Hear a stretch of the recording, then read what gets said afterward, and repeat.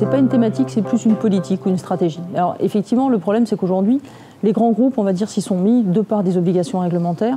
Les grands groupes du CAC 40, même les grands groupes mondiaux, effectivement, ils ont une politique RSE et ils ont une politique volontariste, on va dire, en termes de RSE. Sur les PME, sur les TPE, on se rend compte qu'on a encore effectivement du chemin à faire, puisque il y a certainement beaucoup de choses qui sont faites, mais ce n'est pas formalisé. Ce n'est pas traduit en stratégie, ce n'est pas traduit en politique. Voilà, donc ce qu'on fait aussi à l'Observatoire Comédia, c'est d'aider finalement ces PME, TPE, ces fournisseurs de grands groupes à intégrer la RSE dans leur stratégie, dans leur politique, et à le faire savoir également en fait à leurs clients. Quel est le lien entre l'éthique et la RSE? C'est un pilier fondamental. Aujourd'hui, vous avez dans la RSE, alors encore une fois, il y a l'environnement, le social, le sociétal, mais il y a aussi la gouvernance, donc tout ce qui est stratégie et politique. Et le cinquième pilier, on va dire que c'est l'éthique, la déontologie. Les grands thèmes de la RSE, ils évoluent en fonction du temps et ils évoluent aussi en fonction des aspirations des citoyens.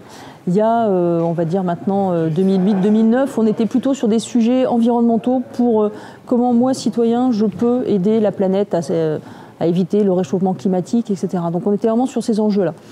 2010-2015, parce qu'on est vraiment, on est encore un petit peu sur cette phase-là, on est plutôt dans le social, on est plutôt sur l'emploi, on est plutôt sur la thématique du bien vivre en entreprise, de la déconnexion au travail avec l'arrivée du numérique par exemple.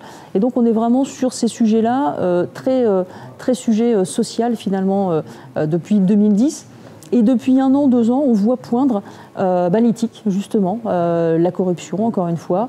On voit poindre la responsabilité de l'entreprise en matière d'éthique quand elle va faire fabriquer des produits dans des pays en voie de développement avec des gens qui sont à la limite de l'esclavage. Le curseur évolue.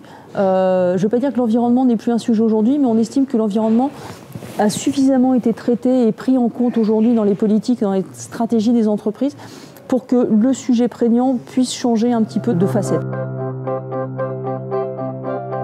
Effectivement, le groupe La Poste se veut leader en matière de RSE, donc de responsabilité sociétale d'entreprise.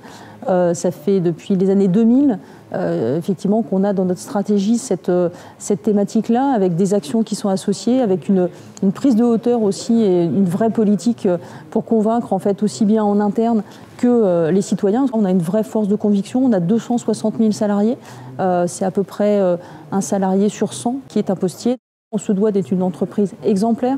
Nos postiers prêtent serment depuis près de 500 ans pour justement avoir une vraie éthique et une vraie déontologie.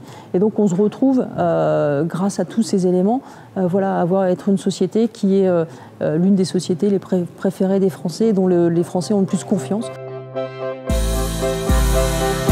Nous contribuons pour le compte des annonceurs qui sont nos adhérents, donc à une meilleure lisibilité du marché de la communication, dans une logique de création de valeur. Et bien sûr, nous fédérons la filière dans une logique de décloisonnement des métiers.